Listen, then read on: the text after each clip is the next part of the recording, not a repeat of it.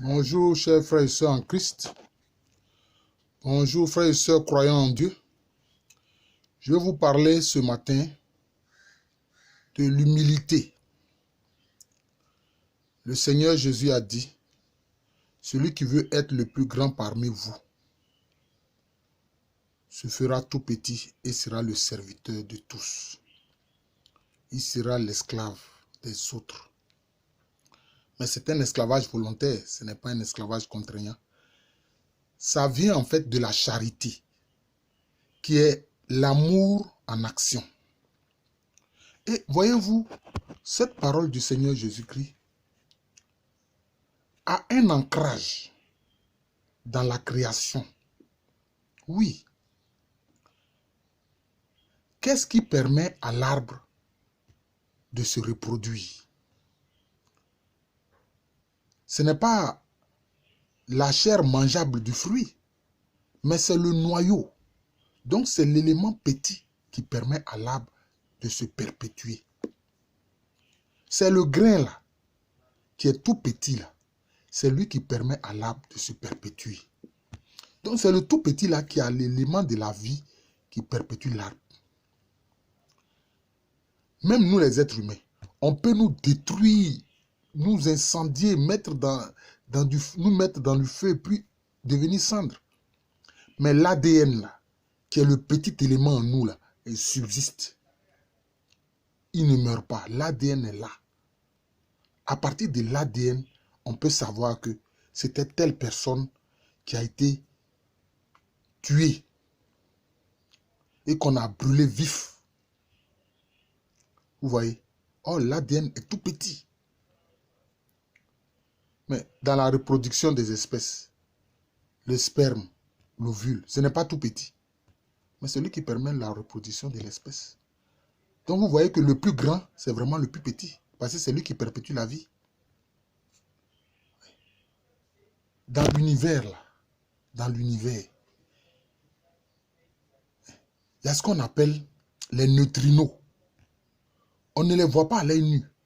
Mais les neutrinos descendent depuis les espaces lointains. Mais les neutrinos traversent tout. Rien n'arrête les neutrinos. Ils sont tout petits. On ne les voit pas à l'œil nu. Mais quand nous sommes là, partout, nous sommes traversés par des neutrinos. Les neutrinos traversent le soleil. La chaleur du soleil, là, ne leur fait rien. Ils traversent Jupiter. La puissance de rotation de Jupiter ne leur fait rien. C'est la même chose aussi pour les quarks, qui sont aussi tout petits. On ne peut pas les retenir. Vous voyez? La puissance et la grandeur est vraiment dans ce qui est tout petit. On parle de bombe atomique, non, ou bombe nucléaire. Mais l'atome, là, il est comment? Chers frères et sœurs, il n'est pas tout petit. Mais quand il explose, là, il provoque quoi? Vous voyez? Donc, la puissance est dans ce qui est tout petit. C'est pour ça que Jésus a dit, pour celui d'entre vous qui veut être le plus grand, là, qu'il se fasse le plus petit et qu'il serve les autres. Donc, le Seigneur même a mis cette vérité-là dans la création. Dans la création. Il y a eu des êtres humains méchants qui ont fait d'autres des esclaves, mais à un moment donné, ils ne pouvaient même plus se passer de l'esclave. Il ne peut même plus peut plus se passer de son esclave. Parce que quand son esclave est absent, il est paniqué. Il ne sait pas ce qu'il faut faire pour manger. Il ne sait pas comment entretenir sa maison. Hein? Il ne sait pas comment prendre soin de lui-même. Parce qu'il dépendait de l'esclave. Donc finalement, c'est l'esclave qui dépend de lui ou bien c'est lui qui dépend de l'esclave. Vous voyez? Donc, celui qui veut être grand parmi nous doit être le plus petit et servir les autres. Et Jésus-Christ lui-même, il a donné l'exemple. Il est vrai homme à 100%, excepté le péché. Vrai Dieu à 100%. Mais qu'est-ce qu'il a dit?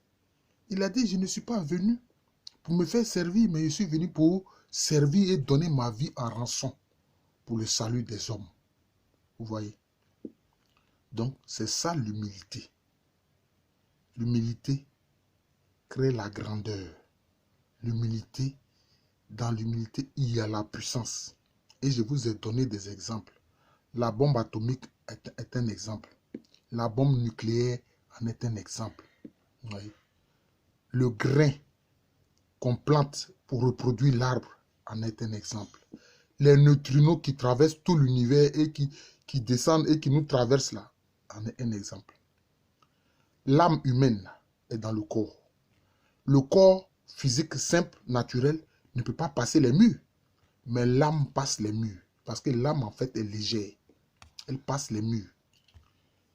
Il n'y a pas d'obstacle devant l'âme. Vous voyez? Et l'âme s'élève dans les airs.